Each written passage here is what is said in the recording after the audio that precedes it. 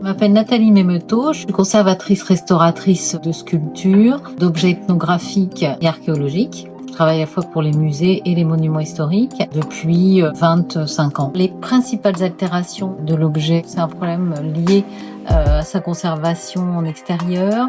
C'est lié aussi à sa structure, donc fait d'éléments de bois pas traités, qu'on subit les variations d'humidité, de température. L'intervention d'aujourd'hui consiste à faire le refixage d'urgence, donc poser des carrés de papier japon pour maintenir en place la polychromie pendant le transport et également voir s'il y a des éléments mobiles qui risquent de se détacher.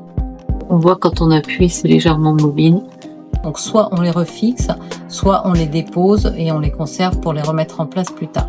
Ensuite, dans une deuxième phase, l'objet va être transporté en atelier avec un conditionnement adapté. Et arrivé en atelier, la première chose qu'on va faire, c'est le traiter contre les insectes xylophages. Une fois que l'anoxie est faite, la première étape, ça va être de dépoussiérer l'objet, mais de retirer en même temps le facing, donc le refixage, et de refixer la polychromie, puisque si j'enlève les papiers japon et que je dépoussière, je risque de perdre de la matière. Donc en fait, tout ça doit se faire de façon concomitante. Ensuite, étape importante, ça va être la consolidation du bois.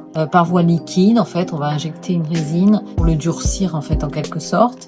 Et ponctuellement, on pourra faire aussi des comblements. Et ça, le niveau d'intervention est toujours discuté avec le commanditaire, puisque l'intervention minimale est toujours de rigueur. On doit essayer toujours d'intervenir le moins possible sur un objet et que toutes nos interventions soient réversibles, que les matériaux utilisés soient réversibles. Une fois que le bois est consolidé, que les éléments qui ont été détachés sont remis en place, il va y avoir des collages, ensuite l'objet va être nettoyé, puisqu'en fait les couleurs ont été quand même très atténuées par l'encrassement. On décidera d'un niveau de réintégration colorée. Ça ne sera pas des repeints, ça sera des retouches qui permettront d'avoir une vision, une bonne lisibilité de l'œuvre. Ça veut dire que c'est des retouches qui peuvent se voir quand on s'approche de l'objet, mais quand on s'éloigne, ça nous permet d'avoir une vision globale harmonieuse et de ne pas être attiré spécialement par les lacunes. Voilà.